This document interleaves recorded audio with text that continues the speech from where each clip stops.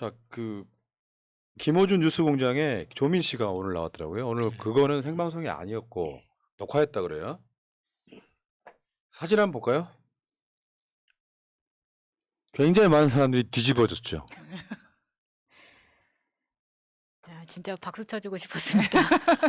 용기죠. 음. 저게 진짜 그러니까 보통 우리가 평생 살면서도 한번 겪기 어려운 정도의 순간인데 내가 하는 말, 그러니까 나 자신을 사회적으로 드러내는 거는 엄청 큰 용기가 필요한 거거든요. 지금까지 조민 씨가 겪었던 그 사회적인 공격들, 이것도 사실 우리가 상상하기 어려운 거잖아요. 근데 그걸 다 알고 있음에도 불구하고 그래도 나는 괜찮다라고 이제 드러내는 것 자체가 진짜 존경스러울 정도였어요. 이번에 조국 장관 재판 받으러 이제 선고 공판하던 날 조국 장관 옆자리에 조민 씨가 타고 있었다 그래요. 그것도 보였는데 여러분들 기억하시겠지만 지금은 찢어졌으나 김세희하고 강용석이 조민 씨 병원에 가서 찍었던 영상이 이런 거 나오잖아요. 떨리더라고요. 키도 크고 예뻐요. 네 같은 누저들하고 갔니 이 새끼들아. 저 영상 찍어서 사실 가세현이 망했다고 볼 수 있는 거죠. 네, 신고를 많이 당했기 네. 때문에. 자, 조민 씨 이야기입니다. 표창장으로 의사가 될 수는 없다. 그 표창장 하나로 지금 이따가 판사 이야기도 좀 할 텐데요. 그 표창장으로 의사가 된 게 아니잖아요. 그렇죠. 그리고 아마 가점, 그러니까 거기 배점 자체가 거의 없었다고 보는 게 맞죠. 네, 그렇죠. 봉사장인데. 아니 동양대 표창장 하나, 봉사상 하나 받은 것이 부산대 의전원 들어가는데 무슨 역할을 했겠냐고요. 이런 말을 나와서 떳떳하게 해주니까 저는 되게 좋았거든요. 지금 굉장히 힘든 상황이긴 한데 오히려 정말 더 크게 성장할 수 있을 것 같아서 한편으로는 또 부러운 면도 있었습니다. 저걸 잘 겪어내고 있으면 그럴 것 같아요. 그러니까 저쪽에서 윤석열 같은 부류들이 쫄아서 우리 쪽 사람들이 잘 좀 봐주세요 하는 걸 바랄지도 몰라요. 내가 항상 하는 말 중에 하나죠. 저들이 공포를 생산해내면 내가 쫄아버리면 그들이 바라는 바대로 되는 거예요. 쫄았고 아무 말 못하는 거. 네. 근데 내가 그래서 그냥 드리는 말씀 중에 하나잖아요. 우리는 쫄 게 아니라 거기에 대해서 조롱을 해야 된다고. 아유 모자란 질 떨어지는 것들. 조민 씨가 그런 경우에요. 의사가 떨어지면 의사가 할 수 없으면 조민 씨가 막 인생 망치는 거 아니야. 뭐라 그랬냐면 의사면허는 사회에 기여할 수 있는 하나의 수단일 뿐이다. 내 인생 목표 아니다. 저렇게 생각할 수 있다는 게 굉장하지 않습니까? 저는 정말 책도 많이 읽고 본인이 성찰을 되게 많이 한 것 같아요. 이 그러니까 말에 이건 위로받은 사람이 많았을 거예요. 조국이라는 사람을 아버지로 둔 사람으로서 그러니까 조국의 삶을 보면서 그냥 자연스럽게 배운 거라고 봅니다. 그러니까 우리가 문재인 대통령 들어서 조국 장관을 발탁하니까 사회적으로 유명해진 건데 그 이전에 그러니까 사회적으로 유명해지기 전에도 이 조국 장관은 시민사회에서 어떤 인물이었냐면 조국 장관한테 연락하지 마라. 조국 교수한테 연락하지 마라. 왜냐하면 조국 교수는 초청하면 무조건 가거든요. 거절을 안 합니다. 그 자리가 10명이 모이는 자리든 뭐 10,000명이 모이는 행사든 가리지 않고 시민사회에 시민운동하는 사람들한테 도움이 되는 자리면 무조건 시간을 쪼개서라도 가는 사람이었거든요. 그러니까 왜 공부를 하는가? 내가 왜 학문을 하는가의 그 이유가 분명한 걸 몸으로 보여주는 사람이었단 말이에요. 그러니까 서울대 교수가 됐다고 해서 그걸 주변에 자랑하거나 의시되는 게 아니라 이 서울대 교수라는 직함을 이용해서 사회적으로 도울 수 있는 방법을 끊임없이 찾아서 실천했던 사람이니까 그걸 옆에서 보고 자란 조민 씨가 똑같이 살려고 하는 거죠. 네. 그러니까 쉽게 표현하면 자식 잘 키웠다 이런 생각이 네, 들고요. 정말요. 조국의 딸이 아니라 조민으로 당당하게 숨지 않고 살고 싶다. 여기에 사람들이 무슨 생각을 하게 됐냐면 조민 씨 의사 못하면 어떡해. 그렇죠. 정치하세요. 그런 진짜. 이야기 되게 많이 했어요. 네, 오늘 딱 보니까 와 이거는 정치해도 될 만한 인물이다. 그렇게 보이더라고요. 원래 정치라는 게 멘탈 강한 사람들이 하는 거예요. 멘탈 강한 사람들이 그렇습니다. 흔들리지 않고 쫄지 않고. 그래서 우리가 제일 꼴보기 싫어하는 게 뭐예요? 우리 리더들이 징징대고 우는 거 있잖아요. 나경원 집에 갔잖아요. 결정적인 순간에 쫄아가지고 결국에는 제가 민주당 집회에서 처음으로 원래 준비했던 멘트가 그거였어요. 조국 장관 재판이 나올 때 왜 민주당은 아무 말을 못 합니까? 근데 그걸 못했죠. 그 상황에서 예, 일본으로 예, 줄이라고 예, 하니까. 왜 못합니까? 왜냐하면 민주당 국회의원들이 조국 장관이 어떤 판결을 받은지 내용을 몰라요. 그냥 뭔가 잘못이 있었나 보다라고 생각하는 거죠. 근데 사실은 그 내용을 들어가 보면 가장 황당한 거예요. 내가 그런 이야기를 그날 뭐라고 그랬냐면은 그 재판 결과를 보고 아버지가 조민 씨의 자기소개서 초안 작성해 준 거 유죄 징역이에요. 음. 큰 핵심으로 보면 세 가지가 있긴 한데 그걸 한번 이제 하나씩 볼게요. 예를 들어서 청와대 비서실이 사법경찰관의 지위를 갖고 있다고 법원 판사가 이야기를 합니다. 명백한 거짓말이에요. 그러니까 판사 스스로 나는 무식해요. 나는 아무것도 몰라요라고 그냥 고백한 거예요. 그럴 수가 아니 수사권이 있나? 없는데 무슨 사법경찰관의 지위를 갖고 수사를 그렇게 수사가 아니라 사실 감찰인 거지. 네. 청와대 민정수석실이 감찰을 하다가 이 사람이 민간인으로 넘어간 거예요. 더 이상 감찰할 수 없게 된 거야. 민간인을 감찰하면 사찰이 된다고. 네. 그래서 그거를 중간에 중단을 한 거를 언론들과 검찰이 프레임을 만들었지. 감찰 무마. 음. 판사가 직접 그 이야기를 해. 와, 그게요. 유신 정권에서도 비서실이 공식적인 수사권을 갖지를 못했는데 그 판사 문재인 정부에서 그게 가능합니까? 그러니까 수사와 조사의 차이가 그거잖아요. 강제력의 차이 아닙니까? 음. 그러니까 그 수사의 대상자가 거부할 수 없는 게 그 경찰, 검찰 수사가 강제적으로 조사를 들어가는 게 수사라고 부르는 거고 상대방의 동의를 얻어서 정보를 제출받아서 검토하는 게 조사라고 하는 거 아닙니까? 그래서 그걸 행정기관에서 행정요원을 대상으로 하면은 감찰이라고 하는 거고 그거를 민간인을 대상으로 하면은 이게 그 사찰이라고 하는 거고 그렇게 이야기를 하는 건데 이거 이번에 판사는 그냥 이 대통령실의 그러니까 청와대의 민정수석실이라면 그냥 경찰관하고 똑같은 정도로 사람들이 인식하는 거 아니냐. 그러니까 민정수석실에서 조사를 들어갔다는 건 사람들은 실질적으로 수사와 똑같이 느낀다. 자기 혼자서 그냥 소설을 그러니까 세계관을 새로 쓴 거예요. 그러면 앞으로 그 윤석열 대통령실에서도 그러면 내부적으로 공무원들에 대해서 감찰을 할 때 다 그거는 그럼 수사관하고 똑같다고 보는 거예요? 그럼 그걸 어떻게 우리가 해석을 해야 됩니까? 판사 골 때리는 거야. 여기 기사 내용 한번 볼게요. 재판부는 특감반을 사법경찰관과 같은 위치를 가진 자로 판단했다. 특감반에 정보 수집 이상의 감찰권이 있다고 본 것이다. 그러면서 이 사건 감찰과 관련한 조 전 장관의 지휘 감독권 행사는 정치권 인사들의 구명청탁을 들어주기 위한 동기에서 이루어졌고 그 위법 부당의 정도에 비춰볼 때 직권을 남용한 것이라고 판단했다. 관심법까지 등장을 합니다. 그러니까 나는 조국 장관 변호사가 누군지 더 궁금했어. 변호사가 일을 안 한 것 같죠. 왜 이렇게 어필을 못했지? 상황을 충분히 우리가 들었고 우리가 이 사건 관련해서 방송을 할 때도 계속해서 청와대 민정수석실은 일반 민간인에 대한 감찰권 자체가 없어서 예. 감찰까지는 할 수 있는데 이 사람이 민간으로 넘어가면 어떻게 할 것인지 당연히 중단해야 되는데 만약에요.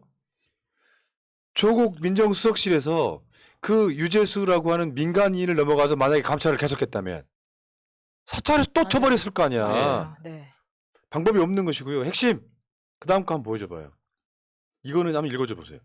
특별감찰반 반장 및 반원 등 특별감찰반 관계자를 다른 법률 이를테면 특별감찰관법상의 감찰 담당자나 공공감사에 관한 법률상의 감사 담당자와 같은 실무 담당자로만 볼 것인지 아니면 경찰관 직무집행법과 형사소송법에 의하여 수사의 실무 담당자이면서 동시에 수사권을 가지고 있는 사법경찰관과 같은 지위를 가진 사람으로 볼 것인지에 대해서는 논란이 있었습니다. 우리 재판부 내에서도 전자로 보아야 한다는 의견이 있었으나 후자와 같이 보아야 한다고 결정했습니다. 지금 뭐야? 판사가 3명이거든요. 네. 부장판사 3명이 이 사건을 맡았는데 2대1로 아. 2대1로 그 이야기가 저예요. 후자와 같이 보아야 한다라고 이야기한 게 그런 의미예요. 수사권을 가진 가진 걸로 형태로 봐야 보는 게 된다. 맞다. 그러니까 저게 진짜 너무 우스운 아. 게, 그러니까 법률 용어로 의제한다고 하잖아요. 그렇게 친다.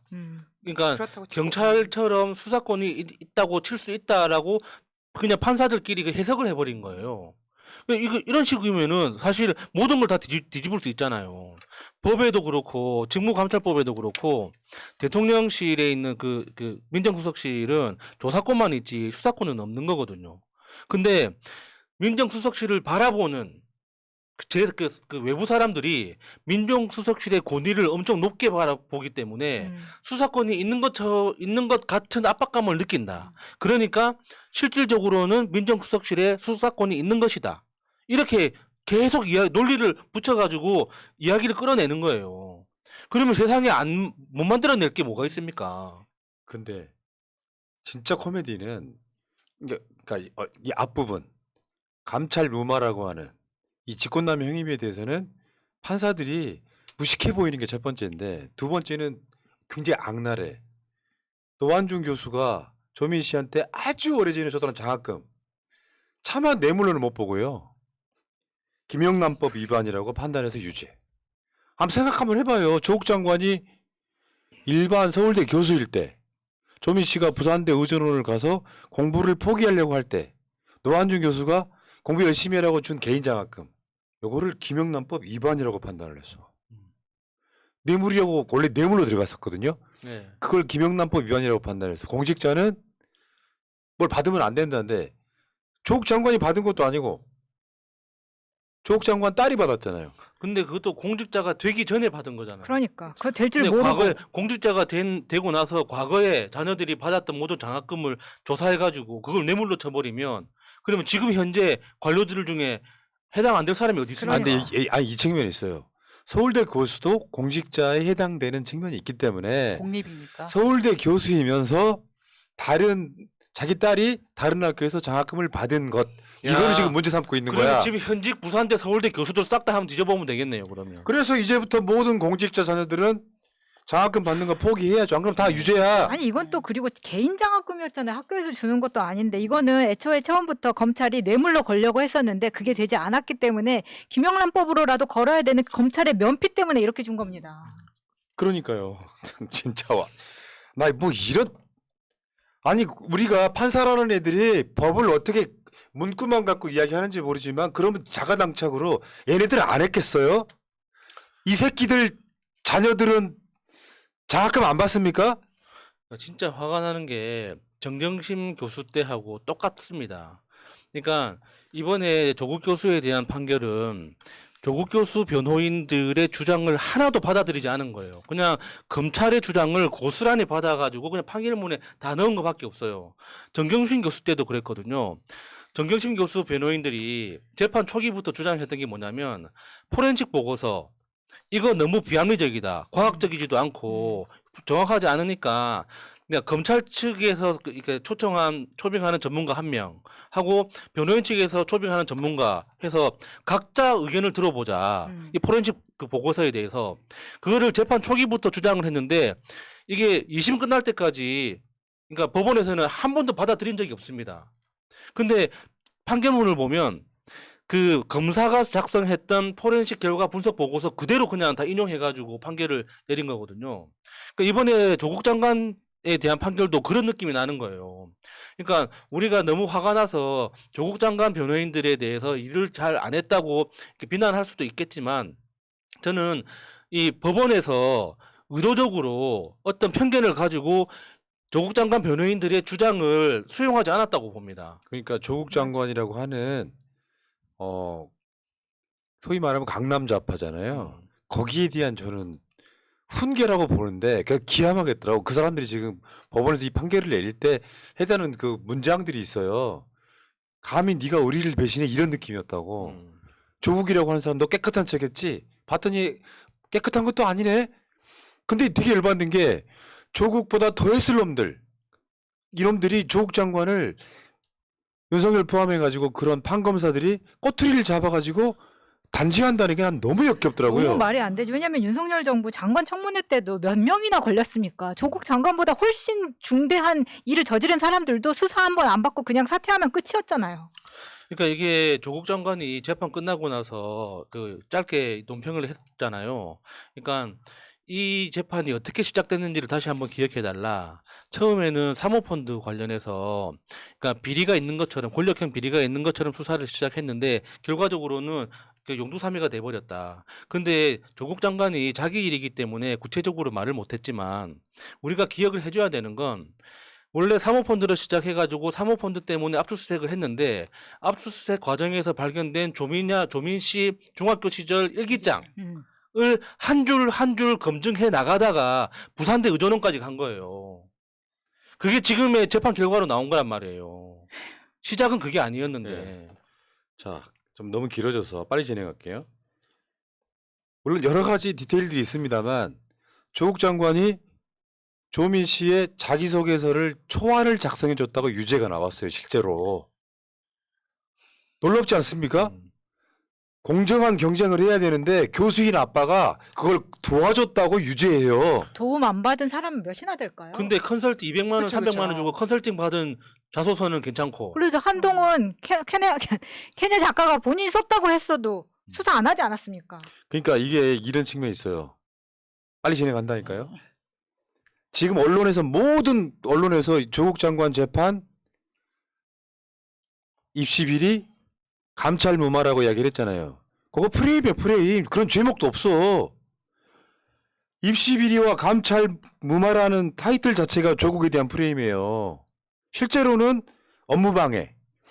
해당 대학에 대한 업무방해. 좀 안 세잖아요. 그러니까 입시 비리야. 그러니까 조국 교수와 조국 교수 부인이 앉아가지고 표창장 위조하고 막 뭘 하지도 않은 걸 했다고 하는 그 이미지를 주기 위해서 입시 비리. 그리고 감찰 무마라는 직권남용이라고 하면 뭔가 좀 막연해 보이잖아요. 감찰을 무마해버렸어. 무슨 비리를 위해서. 그리고 아까 말씀하신 것처럼 조국 장관 수사는 최초 사모펀드로 시작했다는 건 누구나 다 아시고요. 근데 이거를 이 사모펀드 수사가 권력형 비리, 내로남불 프레임으로 만장사상을 시작합니다. 조국이 민정수석으로 있으면서 대선 나가려고 수천억 원대 사모펀드를 작성했다.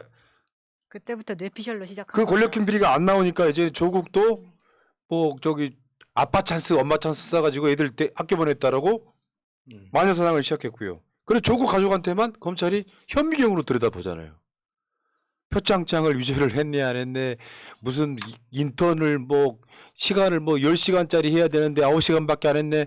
이렇게 따지면요, 대한민국 사회에 이걸 벗어날 수 있는 사람 단 한 명도 없다고 생각해요. 그러니까 그게 화나는 지점이죠. 현미경으로 들여다봐서 잘못한 걸 찾아냈어요. 이게 조국 장관과 그 가족들이 잘못했냐 안 했냐로 따지면 잘못한 거 맞죠. 그 규정과 다르게 한 거 맞죠. 잘못한 건데 그 잘못한 것이 형법을 적용할 정도인 거냐 이거예요. 요번에 그 조민 씨에 대해서 적용했던 혐의 중에 외국 대학에 대해서 업무방해 그것도 유죄 판결 나왔잖아요. 대한민국 사회에서 언제 외국 기관에 대한 업무방해까지 형법으로 다스리고 있습니까? 그게 너무 과하다는 거예요. 근데 문제는 법원이에요, 법원. 그 압수수색 영장이 막 100회 넘게 발부됐다 그랬잖아요. 실제로는 뭐 더 했겠죠. 기억을 못 하시겠지만 영장이 없이도 막 무슨 미용실까지 돌고 해가지고 100몇 번의 영장이 나왔다 그랬잖아요. 이 판결한 놈들이나 그 영장을 내준 놈들이나 공범 아니에요? 그렇죠. 똑같이 그런 공범이죠. 짓 했던 거 아니에요? 그대로 받아줬고요. 그리고 다른 걸 떠나서 검찰의 윤석열의 선택적 정의, 조국 가족한테만, 이재명 대표한테만, 대장동도 마찬가지 아닙니까? 50억 클럽에 대한 수사는 지금도 안 이루어지고 돈 받은 건 아예 돈이 건너가서 증거까지 나왔잖아. 심지어 50억 클럽에 홍성근이는 50억 빌리고 이자 안 줬다고. 뱉었어 다시. 이자 안 줬다고 그걸로 기소했어. 50억 받은 뇌물 받은 사람이 아니라. 오로지 조국한테만 국한되는 판결, 이게 대한민국이 공정한 나라입니까? 똑같은 잣대를 김건희나 한동훈, 윤석열한테 들이대면 견딜 수 있겠어요? 그리고 아까 말씀하신 거, 미국에서는 형사범죄로 처벌되지도 않는 행위, 오픈북 퀴즈. 그게 오픈북이었어. 부모가 옆에서 도와줬어. 야, 조국 쟤는 혼자 똑똑하고 잘난 척하고 정의로운 척하더니 자식이 오픈북을 도와줬다고? 근데 여기서 진짜 웃긴 건 그 아들이 조국 장관한테 질문을 해가지고 그걸 그 퀴즈 답으로 제출했잖아요. 그 틀렸대요. 도움도 안 됐어. 아니 만약에 이게 진짜로 문제가 됐었으면은 지금 한동훈한테 하는 것처럼 미주 맘들 다 일어났었겠죠. 네. 근데 그런 거 전혀 없지 않습니까? 예. 왜? 오픈북이기 때문에요. 그러니까 이게 완전 코미디로 점철돼 있는 거예요. 조국 너 그렇게 깨끗한 척하더니 그거 아니었어? 한번 까보자라고 판사들이 그냥 처벌을 위한 처벌, 답이 정해진 재판이었다. 저는 그렇게 보고요.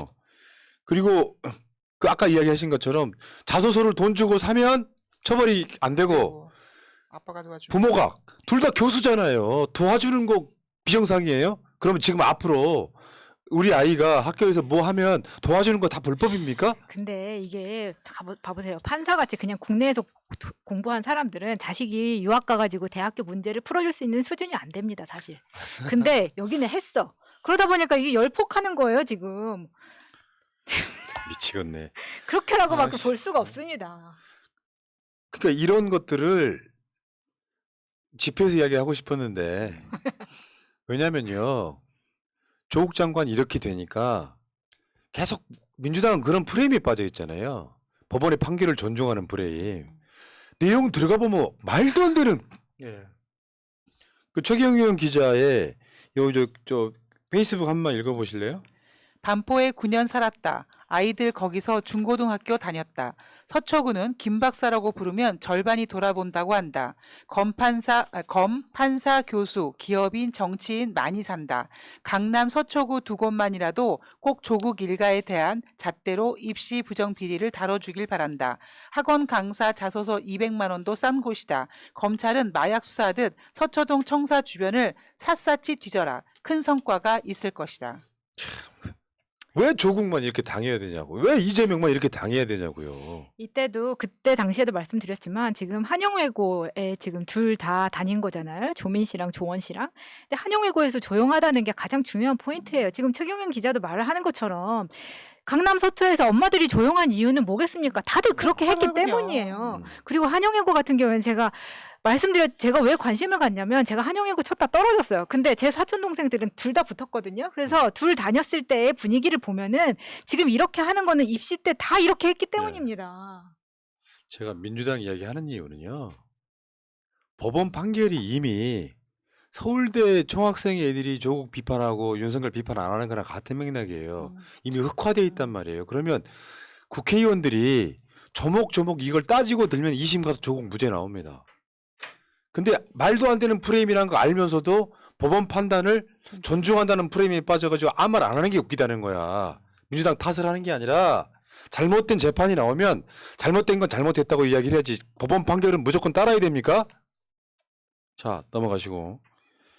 조국 장관은 지금 저 페이스북 사진 교체했다고 그걸로도 또 논란이야. 프로필 사진 푸사 교체했다고 논란이야. 나는 저게 되게 마음이 아프던데. 그러니까 그 조민 씨 그 인터뷰에 보면 그러니까 판결 있던 날 아침에 이제 현관문에 큰 쪽지를 쪽지. 이렇게 그거 너무- 붙여놨는데 그 쪽지 내용을 읽어보니까 그러니까 조국 장관은 자신은 그날 바로 법정 이제 법정 구속이다. 구속될 거라고 생각하고 그러니까 미리 준비했다는 그 내용들이었잖아요. 그러니까 면회는 주 5일 가능하다. 그러니까 그러니까 책은 5권씩 넣어달라. 뭐 이런 식으로. 진짜 눈물 나더라고요. 예. 그래서 이 재판에 원래 보통은 조국 장관이 혼자 출석을 하지만 그날 조민 양이 같이 갔던 이유는 올 때 혼자 돌아올 수 있기 때문에 운전해서 돌아와야 되기 때문에 조민 양이 같이 간 거였었거든요. 댓글창에 유님. 그러니까 유님 때문에 얘기를 한 건데요. 그러면 입법부가 사법부를 부정한다고 논평을 내야 됩니까? 저 양반 이상하신 분이네. 이보세요. 이재명 대표도 마찬가지고요. 판사 가스라이팅을 한다니까요. 민주당 국회의원들이 일제 이걸로 유죄가 되는 게 말이 되느냐고 나와서 논란이 되잖아요.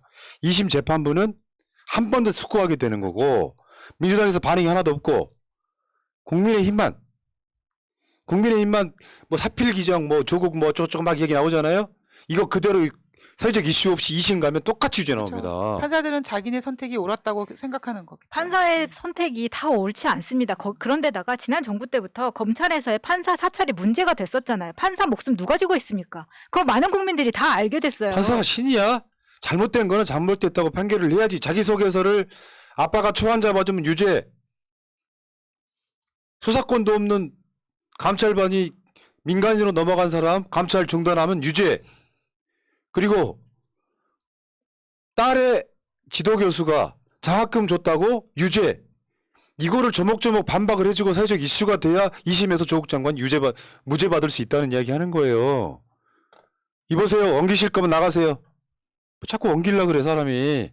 우리 언론적인 이야기 하는 거지. 재판 한 번도 안 받아보셔서 이런 이야기 하시는 것 같은데 솔직히 판결문 보면 개판입니다.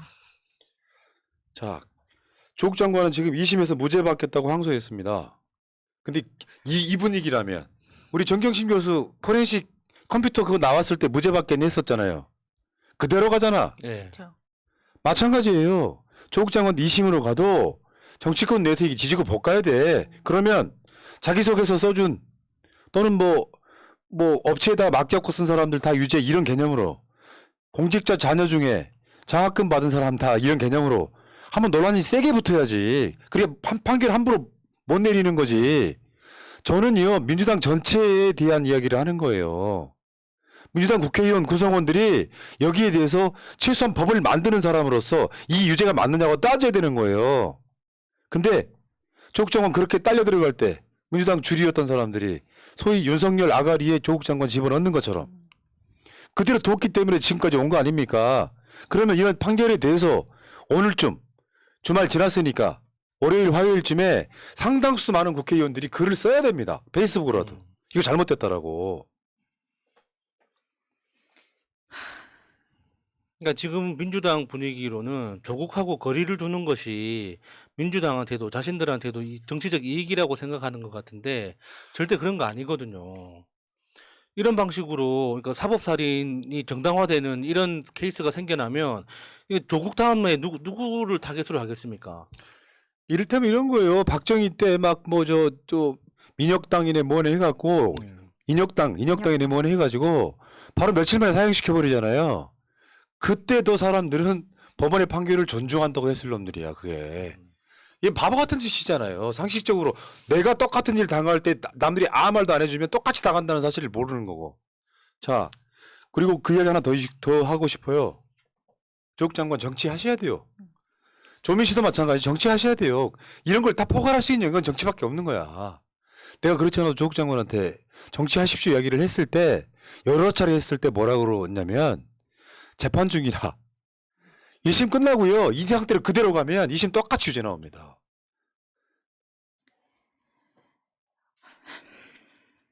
정치가 뭐 힘든 길이기도 하고 꼭 옳은 길이냐라고 반문하실 분들도 있겠지만 오히려 정치를 함으로써 보호가 되지 않을까라는 생각도 듭니다. 예. 그리고 자기 목소리를 더 키워야 돼요. 지금은 너무나 한편으로 일방적으로 맞았기 때문에 일반 국민에게도 어필할 수 있는 본인이 큰 스피커가 돼야 될 필요도 있다고 생각합니다. 아니, 그리고 솔직히 아무것도 그냥 모르고 그냥 공부 잘해서 대충 이렇게 국회의원 되신 분들도 계시잖아요. 그런데 이재명 대표님이나 뭐 조국 장관이나 뭐 지금 조민 씨 같은 경우는 그 직접 본인들이 당해봤기 때문에 이걸 내가 변화시켜야 되고 이게 이렇게 이런 어떤 그 잘못된 것들로 인해서 나 말고도 많은 국민들이 피해 볼 수 있겠다라는 걸 경험했기 때문에 당연히 정치로 뛰어들어서 변화시키겠다는 마음이 예. 드셔야 되는 게 맞는 거죠. 예.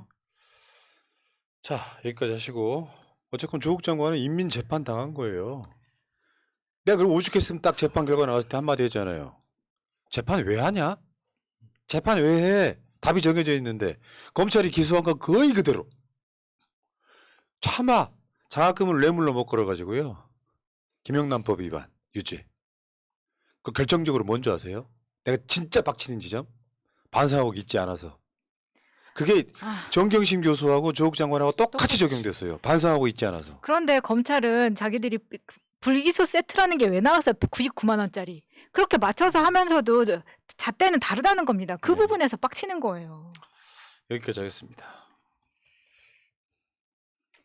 아까 그분 진짜 이상한 사람이네. 모질라서 그래요.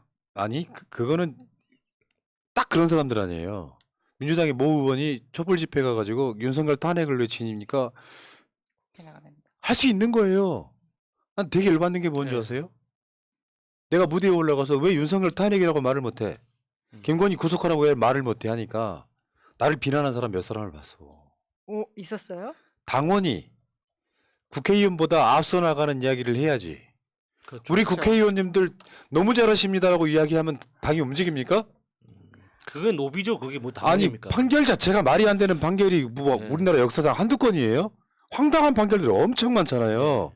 검찰이 그런 개지랄을 내도 판결은 정상으로 나와야 될 거 아니야. 포렌식을 아무리 갖다 바쳐봐야 그 표창장 위조했다는 시간에 그 컴퓨터 앞에 있지도 않았다는 게 증명이 됐음에도 불구하고 정경심은 반성하지 않으므로 징역 4년, 조국도 반성하지 않으므로 징역 2년. 아까 말씀드린 세 가지가 그거라니까요. 이걸로 징역 2년 실형이 나왔어. 최소한 국회의원들 한 50명 정도는 막 포털을 도배할 정도로 써야죠. 조국이 징역 2년이면은 강남에서 자소서 아예 학원한테 맡긴 놈들은 징역 10년이냐라고 써야죠. 그리고 그런 의견이 필요할 수밖에 없는 게 지금 판사들의 하는 행동들을 보면 이런 결과들을 보면 똑같은 상황을 이재명 대표한테도 할 수 있다라는 거를 민주당 의원들도 알아야죠. 지금 하고 있잖아요. 네. 여기까지였습니다.